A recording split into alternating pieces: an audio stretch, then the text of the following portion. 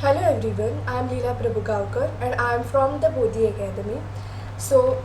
Today we'll start with the class 11 standard chapter 4, that is current challenges facing the Indian economy, and in this part we'll be learning about human capital formation in India. Okay.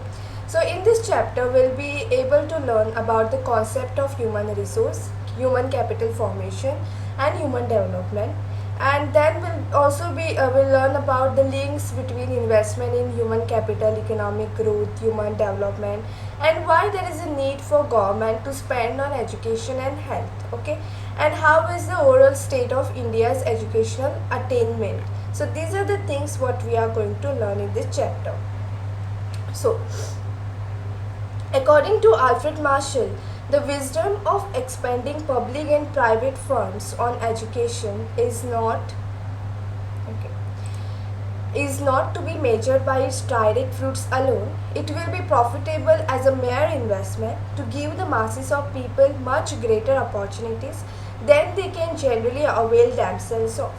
For by this means many who will have died unknown are unable to get the start needed for bringing out their latent abilities.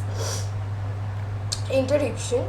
So here we'll be learning about the different human capital formation, okay, and the concept of human resource. Okay, so the first part is we'll learn about the introduction. If you see this picture, it is given that adequate education and training to farmers can raise productivity in farms. Okay, so if you give a proper skills or if you give a proper training to the individual, then you will be able to, then that particular person can be more productive. Okay, so here the example of farmer is given. Okay, think of one factor that has made a great difference in the evolution of mankind.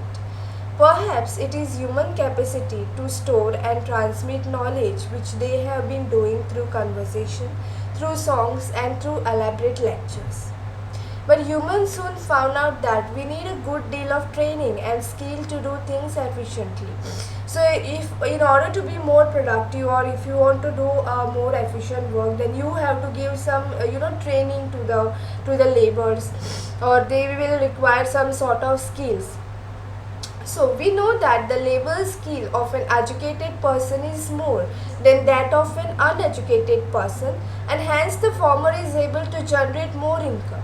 So if you compare the educated person and if you compare the illiterate person, an educated person you will have some sort of more knowledge as compared to the uneducated. Okay, so an educated person, they are going to generate more income than the uneducated person, and his contribution towards the economy will be more, right? Then education is sought not only as it confers higher earning capacity on people but also for its other highly valued benefit. It gives one a better social standing and pride. It enables one to make a better choices in life, and it provides knowledge to understand the changes taking place in society. It also stimulates all the innovations. Okay, so when education is when one is educated, so you know that you can make a better choice in your life. Okay, so moreover the availability of educated labor force facilitates adoption of new technologies. So economists, they have stressed the need for expanding education opportunities in a nation as it accelerates the development process. Next is, what is human capital? Just as a country can turn physical resources like land into physical capital, like factories, it can also turn human resources like nurse, farmers, teachers, students into human capital, like engineers and doctors. So we can even turn the human resource into the human capital, right? So societies need sufficient human capital in the first place, in the form of competent people who have themselves been educated and trained as professors and other professionals. So in other words, we need a good human capital to produce other human capital, right? Let's suppose nurses, farmers, teachers, doctors, engineers, these are some of the good human capital what we need. So this means that the investment in human capital to produce more human capital out of the human resource. Next, Let us understand a little more of what human capital means by posing the following questions. What are the sources of human capital? Okay, and what is the relation between human capital and economic growth of a country? So these are some of the questions being asked, like what is the sources of human capital, what is the relation between human and the economic growth, then is the formation of human capital linked to people's all round development, or is it now called a human development? Then what role can the government play in human capital formation in India? So these are some of the questions that are being asked. Okay, so first we'll answer to all these questions. So first we'll see what are the sources of human capital. Okay, so investment in education is considered as one of the main sources. Okay, so investment in education is very important. If any state or any country is not putting more investment in education, then that country can lag behind with regards to the development, we can say. Okay, so there are several other sources as well. Investment in health, on the job training, migration, information are the other sources. Okay, so these are some of the other sources of human capital formation. Investment in health, on the job training, migration, information. Okay, so these are some of the points what you have to remember in this part, sources of human capital.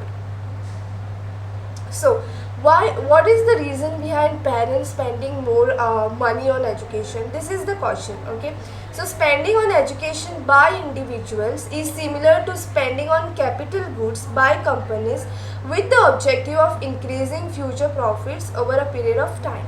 So likewise, individuals invest in education with the objective of increasing their future income. So when a parent, they are going to invest on their child for education, then their future income is going to increase, right? So this is the motive behind that. So like education, health is also considered as an important input. So okay, for the development of nation as much as it is important for the development of an individual. Then who can work better, a sick person or a person with sound health? A sick laborer without access to medical facilities is compelled to absent from work, and there is a loss of productivity. So when a laborer is sick, he cannot work, right? So so there is a loss with regards to the productivity, and he is also not going to get anything with regards to income. So hence expenditure on health is an important source of human capital formation. So health is also one of the important source of human capital formation. Okay, next is the amount of money spent on preventive medicines, like vaccination. Okay, curative medicine like medical intervention during illness, social medicine, spread of health literacy, and provision of clean drinking water and good sanitation are the various forms of health expenditure. Health expenditure directly increases the supply of healthy labor force and is thus a source of human capital formation. So also companies, they spend more on the job training to the workers. So here the workers are being trained, okay, so that they should know how to use the machinery and what is the kind of the working environment they have to be in. So these are the on the job training which is given to the workers once they join the company. So the workers may be trained in the firm itself under the supervision of skilled workers. So under this, one worker is going to supervise them. Maybe he will be the senior or the manager, whoever it is. So they are going to supervise the work of the new workers. Okay. So the workers may be sent for off-campus training. In both these cases, firms incur some expenses. So whenever they give on-the-job training, the firm incurs some sort of expenses, but the benefit they get in the future is more. Okay. So firms will thus insist that the worker should work for a specific period of time after their on-the-job training, during which it can recover the benefit of enhanced productivity owing to training. Then expenditure regarding on-the-job training is a source of human capital formation, as a return of such expenditure in the form of enhanced labor productivity is more than the cost of it. Then people migrate in search of jobs. So migration is also like one of the factor in this. Like why do people migrate? They are going to migrate for a search of job, right? So that fetch them higher salaries. Like if they think that in India they are not getting that much of salary, then they can move to the other countries. Okay, so that fetch them higher salaries than what they may get in their native places. Then next is, what are the another reason for migration is that unemployment. Okay, unemployment in the rural and urban areas. Okay, then technical qualified persons like engineers, doctors, they migrate to other countries because of the higher salary, and that is the thing which is happening right now. Okay, so migration in both these cases involve cost of transport, higher cost of living in the migrated places, psychic cost of living in a strange socio-cultural setup. So what they think is that their standard of living is going to increase by migrating to one place to another. Okay, so the enhanced earning in the new place outweigh the cost of migration. Hence, expenditure on migration is also a source of human capital formation. Then, people spend to acquire information relating to the labor market and other markets like education and health. For example, people want to know the level of salaries associated with the various type of jobs, whether the educational institution provide the right type of employable skills and at what cost. So this information is also necessary to make the decision regarding investment in human capital as well as for efficient utilization of the acquired human capital stock. Then, expenditure incurred for acquiring information relating to the labor market and other market is also a source of human capital formation. Then, this is just this paragraph, you can go through this. So, the concept of physical capital is the base for conceptualizing human capital, and there are some similarities between the two forms. Okay. Then we'll see the relation between the human capital and the economic growth. Okay, so these are the things what are given. Creating human capital, a school being run in makeshift premises in Delhi. So here a school is being run in some premises, okay, in Delhi. So human capital and economic growth. Who contributes more to national income? This is a question. A worker who is working in an ordinary factory or a software professional. So we know that the labor skill of an educated person is more than that of an uneducated person, and that the former generates more income than the latter. So economic growth means the increase in real national income of a country. Naturally, the contribution of the educated person to economic growth is more than that of an illiterate person. So if a healthy person could provide uninterrupted labor supply for a longer period of time, then health is also an important factor, no, for economic growth. So thus both education and health along with many other factors like on-the-job training, job market information, migration, increase an individual's income. Okay. So what does this do is this is going to enhance the productivity of human beings or human capital. So main part is education, which provides knowledge to understand changes in society and scientific advancement, thus facilitate inventions and innovations. So similarly, the availability of educated labor force facilitate adaptation to new technologies. So when the people are educated, they are going to like innovate more things. Okay, and as you know that there are more scientific advancement which is going on. So this is going to help the people, okay, to develop. So empirical evidence to prove that increase in human capital causes economic growth is rather nebulous because of measurement problem. Here the example is given that education measured in terms of years of schooling, then teacher to people ratio, enrollment rates may not reflect the quality of education. Then health services measured in monetary terms, life expectancy, then mortality rates. This is not going to reflect the true health status of the people in country. So using the indicators mentioned above and analysis of improvement in education and health sectors and growth in real per capita income in both developing and developed countries, this shows that there is a convergence in the measure of human capital but no sign of conversion of per capita real income. So in other words, the human capital growth in developing countries has been faster, but the growth of per capita real income has not been that fast. So there are reasons to believe that the causality between human capital and economic growth flows in either directions. So that is, higher income is going to cause building of high level of human capital and vice versa. That is, high level of human capital causes growth of income. So, India, they recognize the importance of human capital, and the seventh five-year plan, it says that human resources development has necessarily to be assigned a key role in any development strategy, particularly in a country with a large population.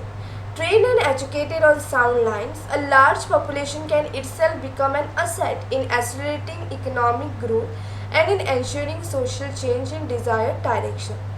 Then it is difficult to establish a relation of cause and effect from the growth of human capital to economic growth, but we can see that here the table is given, and here they have shown indicators of development in education and health sector. So they have given the different years: 1951, 1981, 1991, 2001, and 2016 to 17. Here they have mentioned the real per capita income, then crude death, infant mortality rate, life expectancy at birth, male and female, and literacy rate. So if you see this in the year 1951, and if you compare this in the year 2016-17, life expectancy of female is more in 16-17 as compared to 1951.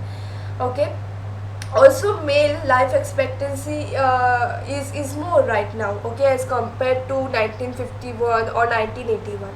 So that these sectors have grown simultaneously. Okay, so growth in each sector probably has reinforced the growth of every other sector. Then even if you see the literacy rate in 1951, it was so less, but if you compare the data of 16-17, it's 76%. Okay, then per capita income, if you see, it has grown over the period of time. Then here also the literacy rate, it has grown. Then death rate also, earlier in 1951 it was more, okay, but in the year 1670 it is less. Due to this is because of the advancement in the medicine facilities are more good as compared to the 1951 year. Okay, so the national education policy 2020, it states that the world is undergoing rapid changes in the knowledge landscape. So we have seen that there is a lot of changes which are being going on with regards to the education policy.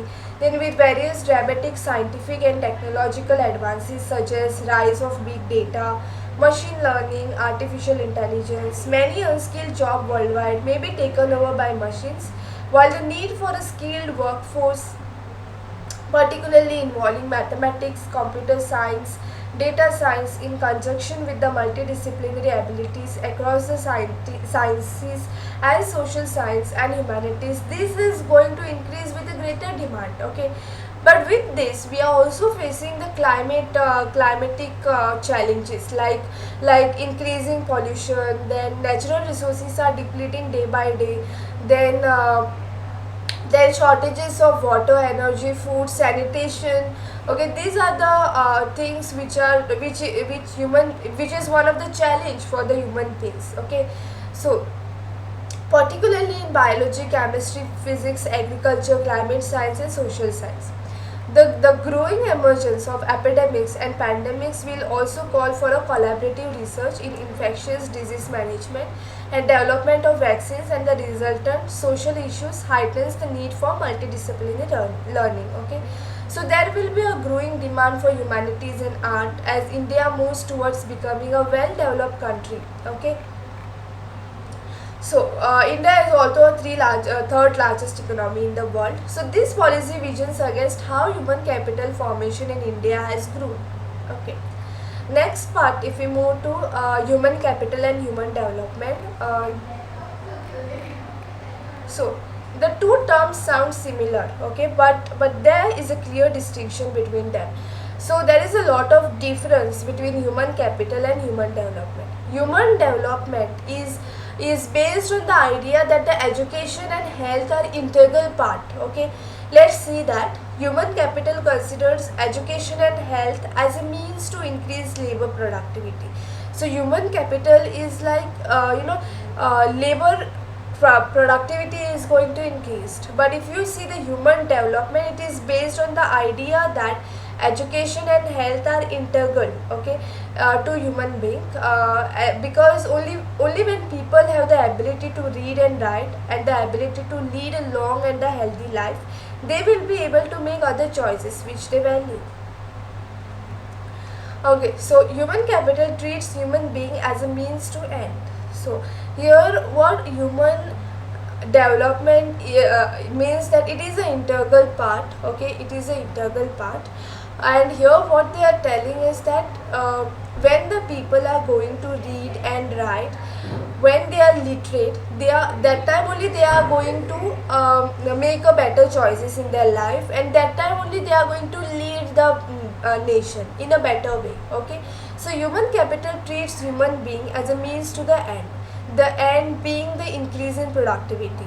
So according to this point of view, any investment in education and health is unproductive if it is not going to enhance the output, the goods and services. So in the human development perspective, human beings are ends in themselves. So human welfare should be increased through investment in education and health, even if such investment do not result in higher labor productivity. Therefore, basic education and basic health are important in themselves, irrespective of their contribution to labor productivity. So in such a view, every individual has a right to get basic education and basic health care. That is, every individual has a right to be literate and lead a healthy life. Okay. Then we'll move to the next part of state of human capital formation in India, and then we'll see this one, education sector, which are the different education sector and what are the future prospects of this India. State of human capital formation. So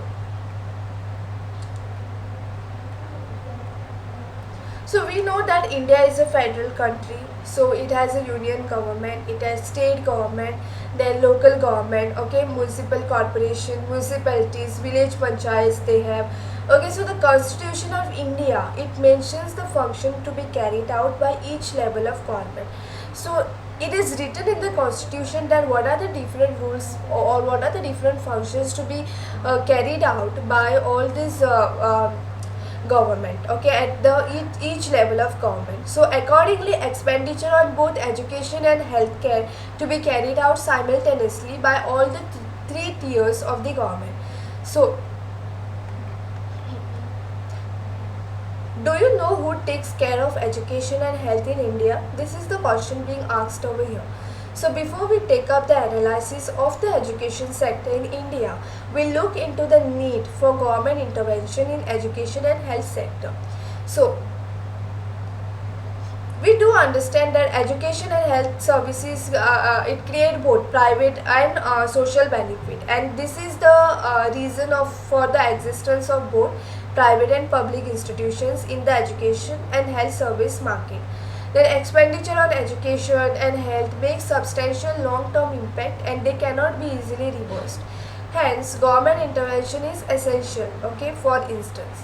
So, once the child is admitted into the school or healthcare center where the required services they are not provided, then decision is to be shifted to the another institution. Then substantial amount of damage will have been done.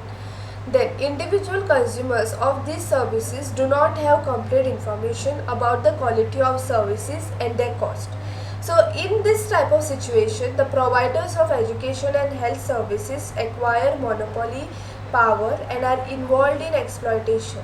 So the role of government in this situation is to ensure that the private providers of these services adhere to the standards stipulated by the government and charge the correct prices. So in India, the ministries of education at the union and state level, departments of education and various organizations like NCERT, that is National Council of Educational Research and Training, then University Grant Commission UGC, then AICTE, that is All India Council of Technical Education. They facilitate institutions which come under the education sector. Similarly, the ministries of health at the union and state level, then Department of Health and various organizations like National Medical Commission, then Indian Council for Medical Research. These facilitate institutions which come under the health sector. Okay. Then in a developing country like India, with a large section of the population living below the poverty line, many people they cannot access to all the basic education and all the healthcare facilities. So uh, a substantial section of India's population cannot afford to reach super specialty healthcare and higher education. So this is basically it is their right to reach the special to get all the healthcare facility and the education. So it is a part of the it is a duty of the government that they should provide education and healthcare facilities to the poor people at free of cost. Okay. So both the union and the state government they have been stepping up expenditures in the education sector over the years in order to fulfill the objective of attaining cent% literacy and considerably increase the average educational attainment of Indians. Okay. So this is what with regards to the what Indian government should do for the education and the healthcare sector. Then we'll move to the education sector in India. Um, Growth in government expenditure on education. So do we know that how much government spends on education? So this expenditure by the government it is expressed in two ways actually: the total government expenditure and the percentage of gross domestic product. Okay, so the percentage of education expenditure of total government expenditure, it indicates the importance of education in the scheme of things before the government. The percentage of education expenditure of GDP, it expresses how much of people income is being committed to the development of education. So if you see during the year 1952 to 2014, education expenditure as percentage of total government expenditure, it has increased from 7.92 to 15.7. Okay, and also the GDP has increased from 0.64 to 4.13. Throughout this period, the increase in education expenditure has not been uniform and there has been irregular rise and fall. So to this, we can include the private expenditure incurred by the individuals and by philanthropic institutions. Also, if you see the elementary education, they also take a major share of total expenditure. Okay, as expenditure, and the share of the higher or the tertiary educations like colleges or polytechnics, universities is the least. So though on an average, government they spend less on tertiary education, and expenditure per student in tertiary education is higher than that of the elementary.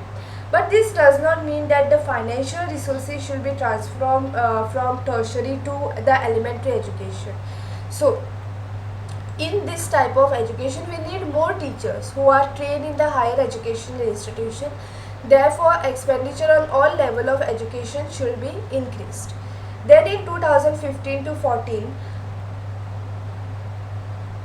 the per capita public expenditure on elementary education, it differs. Okay, it differs from state-wise, like from Himachal Pradesh to Bihar. Like Himachal Pradesh, it will be higher, and Bihar it will be low. Okay, so this leads to a differences in educational opportunities and attainment across different states.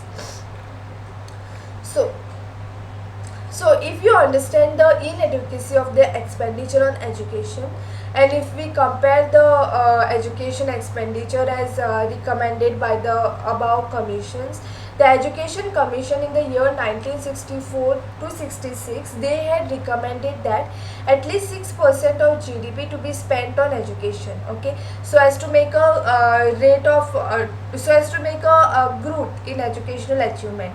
So the Tapas Majumdar Committee appointed by the Government of India in 1999, they estimated an expenditure of around rupees 1.37 lakh crore over 10 years, that is from the year 1998 to 1999 to 2006 to 7. So this is to bring all the Indian children in the age of 6 to 14 years under the purview of school education. So around 6% of GDP, the current level of little over 4% has been quite inadequate. So, so a goal of that 6%, it needs to be reached. Okay, so this has been accepted in a must for the coming year. They should accept all these things. Then in 2009, the government of India, they enacted the right of children to free and compulsory education. Okay, compulsory education for all the children under the age group of 6 to 14 years. This act was enacted in the year 2009.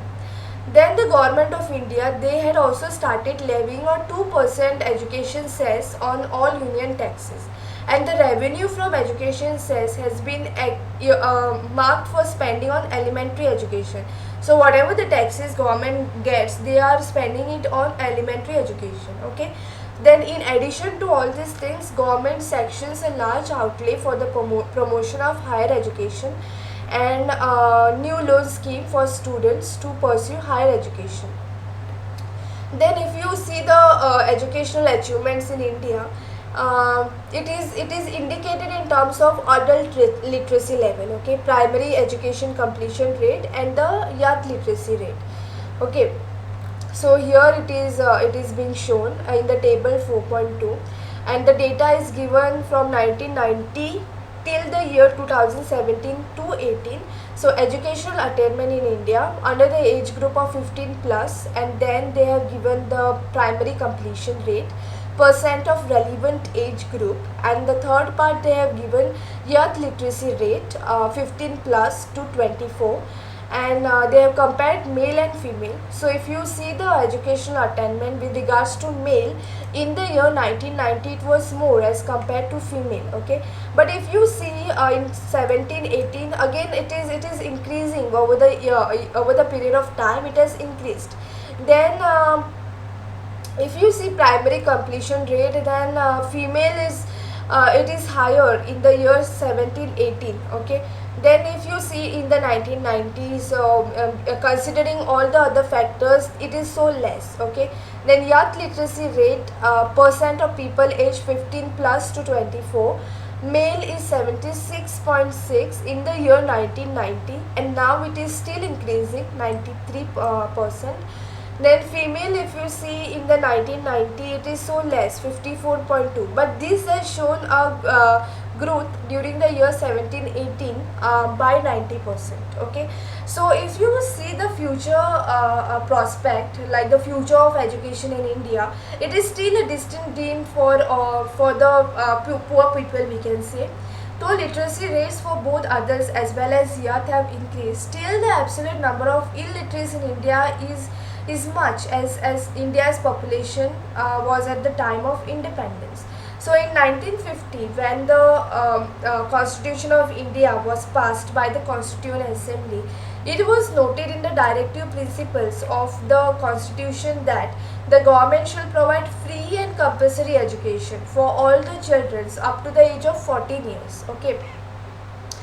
Then if you see the gender equity, it is still compared, like male and female are still being compared, and the differences in literacy rates between male and females are narrowing, signifying a positive development in gender equity. Still the need to promote education for women in India is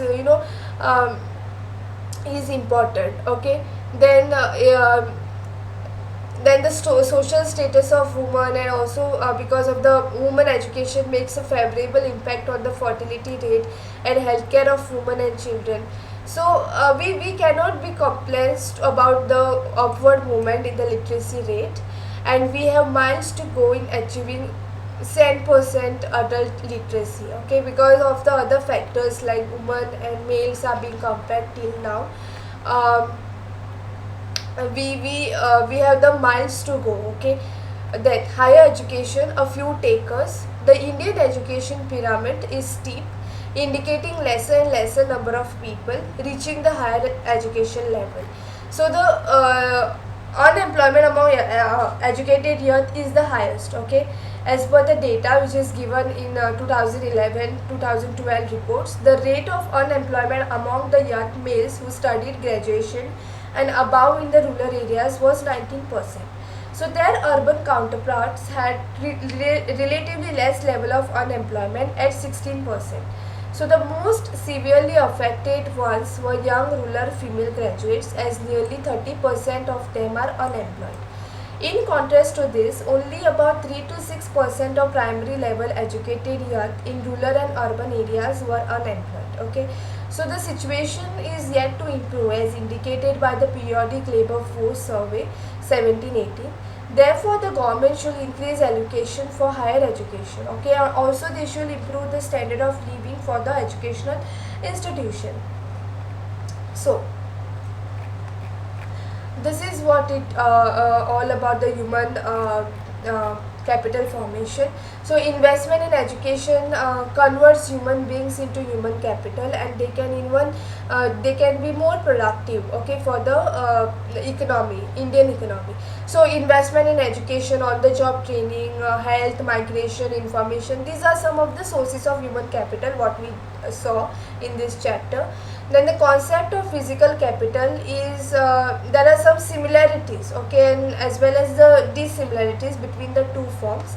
Then investment in human capital formation is very important, as it will it is efficient and it is growth enhancing. Then human development is based on the idea that education and health are integral to human wealth, because only when people have the ability to read and write, the ability to lead a long and healthy life. Okay, the percentage of expenditure on education of the total government expenditure indicates the importance of education in the scheme of things for the government. Okay, so this is what with regards to human capital formation. Thank you for watching my video.